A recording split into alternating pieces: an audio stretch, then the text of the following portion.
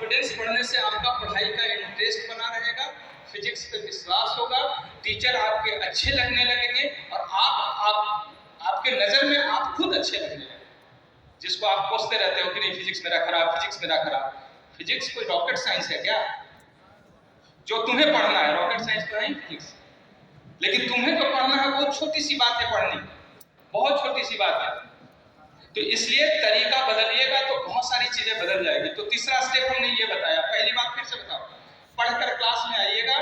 Bore हो रहे हैं क्या आप लोग? पढ़कर क्लास में आइए, क्लास को ज्यादा समझिएगा, सेकंड पॉइंट।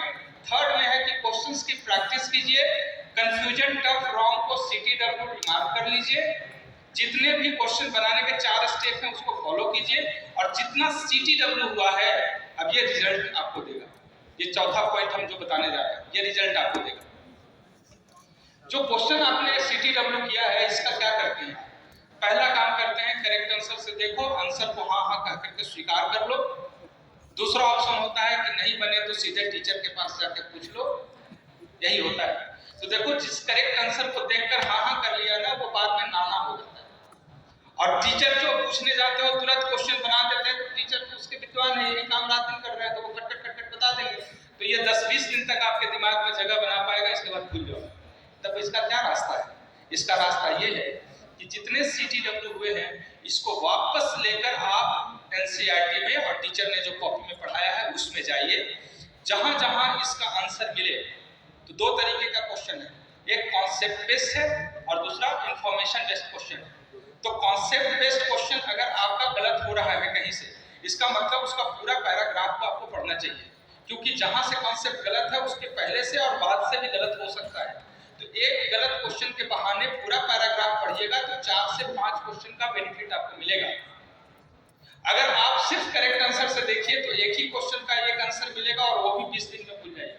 लेकिन आप अगर करेक्ट आंसर, एक गलत क्वेश्चन को आप जाइए NCERT और टीचर की कॉपी से देखकर उसको क्लियर कीजिएगा, तो एक क्वेश्चन के बहाने 4-5 क्वेश्चन का आंसर क्लियर होगा, क्यूरियोसिटी के साथ क्लियर होगा, तो कंसंट्रेशन रहेगा उसमें बना हुआ, तो भूलने के चांस भी कम होंगे और एग्जाम हॉल में परफॉर्मेंस में बदलाव होगा।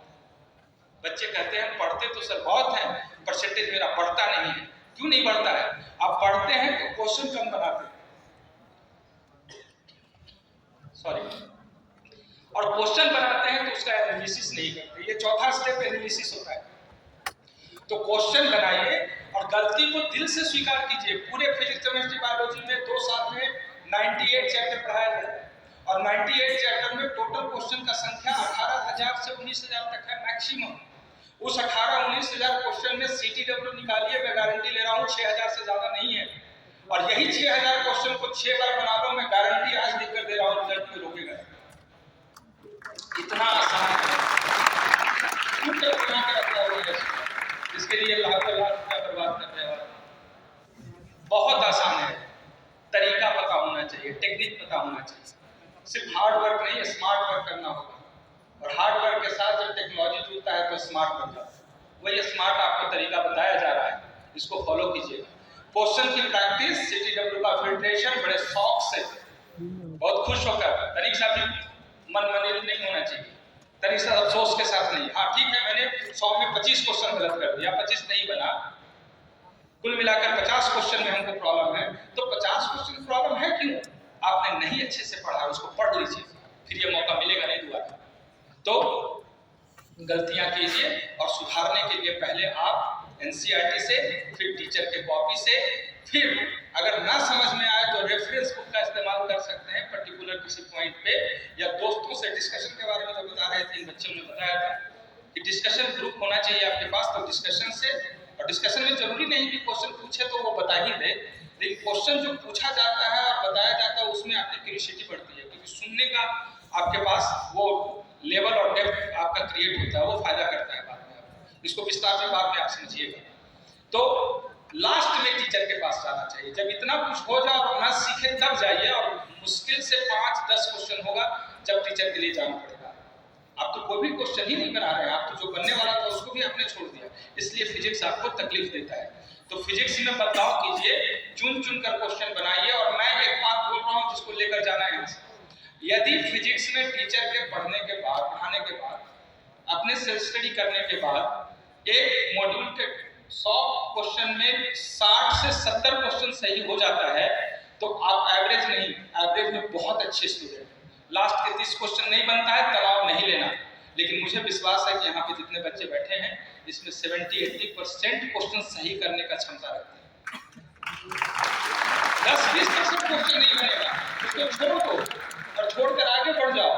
वो 20% क्वेश्चन कब बनेगा? जब पूरा फिजिक्स आपका समाप्त हो जाएगा, कॉन्सेप्ट इंप्रूव कर जाएगा आपका, तब जाकर फिजिक्स बनेगा। इसलिए पेशेंसली उस 20 को छोड़ दीजिए। 80-80%, 70-70% अगर हर टॉपिक का क्लियर है तो फिर यही तरीका होता है रिजल्ट का। और 5वां स्टेप होता है रिकॉर्ड डायरी बनाने का। तो रिकॉर्ड डायरी कैसे बनाना है? तो जो CTW क्वेश्चंस का आंसर आपने देखा है अपने NCERT में और टीचर के कॉपी में, उसको रेड पेन से अंडरलाइन कर लीजिएगा। क्योंकि जब जब हमारे यहाँ टेस्ट होगा तो टेस्ट में उस टॉपिक का सिर्फ CTW आपको देखना है और रेड पेन की अंडरलाइन देखना है, और देखना कितना कम समय में कितना अच्छा स्कोर कर लोगे। आपने ये काम नहीं किया है, इसलिए क्या होता है, टीचर पढ़ा रहे हैं, यहाँ पे टेस्ट लिया जा रहा है यहाँ से, तो इसको छोड़कर इसके लिए पढ़ना शुरू कर दिया। अब ये भी नहीं पूरा हुआ इतने कम समय में, ये भी अधूरा रह गया। फिर टीचर यहाँ पढ़ाएंगे और टेस्ट यहाँ से लिया जाएगा, फिर इसको छोड़िएगा, फिर इसको पढ़िएगा, नहीं है पूरा, नहीं है पूरा, दोनों अधूरा। तो ऐसी गलती ना करें।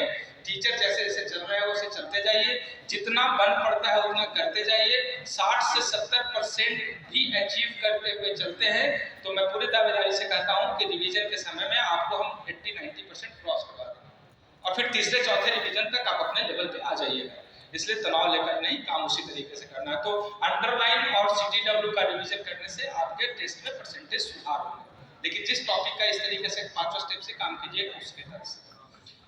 रिकॉर्ड डायरी क्या है? पतली पतली 3 कॉपियां होती है फिजिक्स, केमिस्ट्री और बायोलॉजी का। वो टॉपिक फिनिश होने के बाद जो बहुत इंपॉर्टेंट पॉइंट है सिर्फ उसको लिखना होता है और हिंट्स में लिखना होता है, एक्सप्लेनेशन नहीं लिखना होता है। जहां पर एक्सप्लेनेशन है उस बुक का नाम और पेज का नंबर वहां पे डाल देना। यह होता है रिकॉर्ड डायरी का तरीका। और इसका इस्तेमाल कैसे होता है? रात में सोते वक्त इसको 30 मिनट या 35-40 मिनट तक टाइम देना होता है। पॉइंट्स देखना है और बाकी चीजें रिकॉल करना होता है, एक्सप्लेनेशन रिकॉल करना होता है।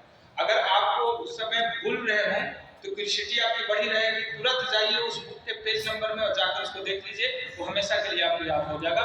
ये रिकॉर्ड डायरी का तरीका है। लेकिन एक सावधानी है आपके साथ, अभी आपके चैप्टर जो पहली बार पढ़ रहे हैं उसमें 30-40% से ज्यादा प्रॉब्लम हो सकता है। तो ऐसे इतने इस लेवल के चैप्टर को C लेवल करते हैं और इसके रिकॉर्ड डायरी नहीं बनते। जिसमें 25-30% है वो B लेवल का चैप्टर है, उसके भी रिकॉर्ड डायरी नहीं बनेगा। जब 10-15% किसी चैप्टर में प्रॉब्लम है तो उस चैप्टर को बनाइए रिकॉर्ड डायरी, वो A लेवल का होता है। और इसकी बारी आएगी, अभी शुरुआत अभी चल रहा है, शायद इस समय कोई चैप्टर आसान लगे तो A लेवल का हो तो उसका रिकॉर्ड डायरी बनाइएगा, या फिर जब आपका सिलेबस समाप्त हो जाएगा, हम रिवीजन के दौर में आएंगे, उस समय आपसे हम रिकॉर्ड डायरी बनाएंगे। इसलिए रिकॉर्ड डायरी अगर नहीं बनता है सारे चैप्टर को, तो तनाव में नहीं आना। लेकिन 4 स्टेप शुरू का बहुत जरूरी होता है। क्लास में पढ़कर आना, क्लास में जो नहीं समझो उस पर कॉन्सेंट्रेट करना, क्लास खत्म होने के बाद तीसरा स्टेप, क्लास खत्म करने के बाद उसके क्वेश्चंस की प्रैक्टिस करना, CTW फिल्टर करना ईमानदारी से, और ऐसे क्वेश्चंस का फिर से एनालिसिस करना अपने NCERT से और टीचर की कॉपी से। रिकॉर्ड डायरी बनता है तो ठीक है, नहीं तो छोड़ो। ये 4 और 5 स्टेप जो है, अगर ईमानदारी से इस पे काम करेंगे तो फिर कोई कारण नहीं बनता आपका काम रुकेगा।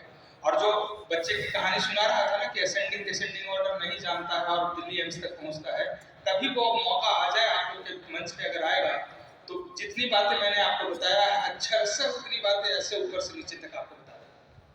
यही कारण है कि वो इतना साधारण होने के बाद भी इतना विशेष रिजल्ट लेकर आया। आपके साथ आपके दोस्त हैं, आपके साथ बहुत सारे सोशल मीडिया है जिसमें ज्ञान बांटे जा रहे हैं, तो आधी बातें हमारी, आधी बातें उनकी, आधी बातें उनकी और पूरी किसी की नहीं, इसलिए आधी ही रह जाते हो।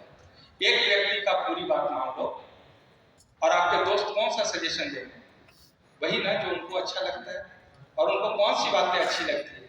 जो आपको अच्छी लगती है। तो दोनों मिल जाते हो आप। फिजिक्स अच्छा नहीं है यार, ठीक नहीं लग रहा है, क्वेश्चन नहीं बनता, हाँ मेरा भी नहीं बनता, छोड़ो फिजिक्स। तो ऐसे जानकार बच्चे से अगर आप मशवरा लेना शुरू करेंगे तब तो हम लोगों की कोई जरूरत ही नहीं है। फिर तो 25 साल से हम लोग बिना मतलब का बात करते हैं। क्यों? मशवरा लीजिए, डिस्कशन कीजिए, बहुत ज़रूरी है। लेकिन बहुत सारे निर्णायक जो पॉइंट्स होते हैं जिसके लिए इतने दिन से हम लोगों ने सीखा, वो आपको सिखा के उसको सीखिए और ईमानदारी से लेकर आगे बढ़िए। बहुत सारी बातें हो गई, चलते चलते बस इतना ही।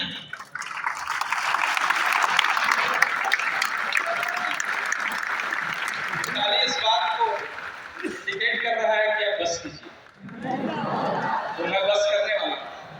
आपके इशारे मुझे मिल जाते हैं, चेहरे के इशारे से मैं समझ जाता हूँ बच्चे का स्तर, लेवल, सोच, सब कुछ, क्योंकि इतने दिन तो बच्चों के बीच में ही रहा हूँ ना। तो आपकी तालियां मुझे बता दी कि अब आप बस करने कर रहे हैं, तो मैं बस करूंगा। बस चलते चलते अभी 2 मिनट पहले कंक्लूड तो करते, ऐसे छोड़ देंगे तब तो बेकार हो जाएगा सर। जितना बताया हुआ वो समेट तो ले, समेट के थैले में लगा तो ले। आए पढ़े, किताब बिखेर कर चले गए, उसको समेट लीजिए। तो किताब को समेटने की बात कर रहा हूँ। और कैसे समझाएगा ये? आज घर जाइए, घर जाने के बाद कम से कम 20 मिनट अकेले में सोचिए। बहुत गंभीर बातें बता रहा हूँ। सिर्फ पढ़ना पढ़ना पढ़ना, रात दिन सोचना मीडिया ये वो नहीं। एक बार गंभीरता से बैठकर, अलूफ होकर, एकांत में बैठकर अपने से क्वेश्चन कीजिए।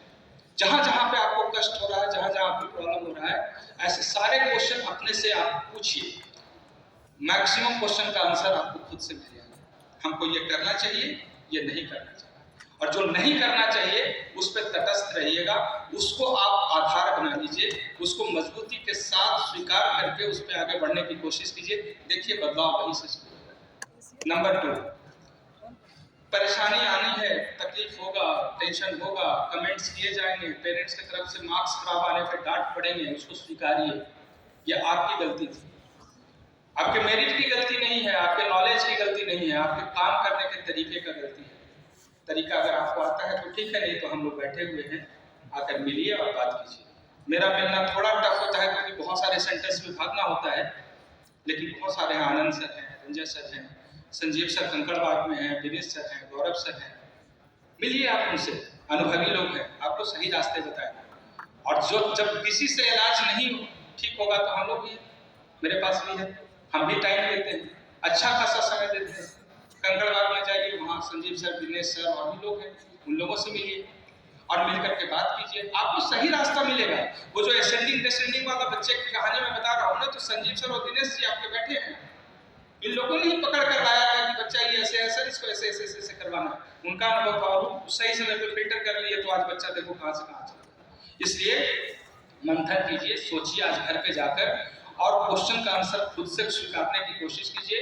और एक कमिटमेंट लीजिए कि 2024 बहुत समय है तुम्हारे पास, लेकिन समझ जाओगे तब, क्योंकि आज तुम्हें हमने कैलकुलेट करके बताया है 540 घंटा। 12th में भी कैलकुलेट करोगे तो 1000-1200 घंटे ही मिलेंगे। इतनी ही सेल्फ स्टडी है आपके पास। रिजल्ट सेल्फ स्टडी से होता है, संस्थान में सिर्फ एडमिशन लेने से नहीं होता है। और रिजल्ट के लिए हम काफ़ी नहीं है, हमारा कंट्रीब्यूशन 10% ही है। सब मिलाकर 90% जिसको कंट्रीब्यूशन देना है उसको उतना रिस्पॉन्सिबल होना होगा, उतना ऑनेस्ट होना होगा। और आपकी रिस्पॉन्सिबिलिटी और ऑनेस्टी अगर काम आए तो ऐसे बच्चों को हम यहाँ स्वागत करते हैं, बुलाते हैं। अभी यहाँ पे मंच से प्राइज दिया जाएगा बच्चों को, जिन बच्चों ने आपके बीच में अच्छा प्रदर्शन किया है। और ये मौके आगे आपको भी मिलने वाले हैं। जिन बच्चों ने अपने बैच में पिछले इतने टेस्ट में अच्छा परफॉर्मेंस दिया है, उनको यहाँ पे बुलाकर उनको मोटिवेट किया जाएगा। और ये मोटिवेशन डायरेक्ट ट्रांसफर होगा आपकी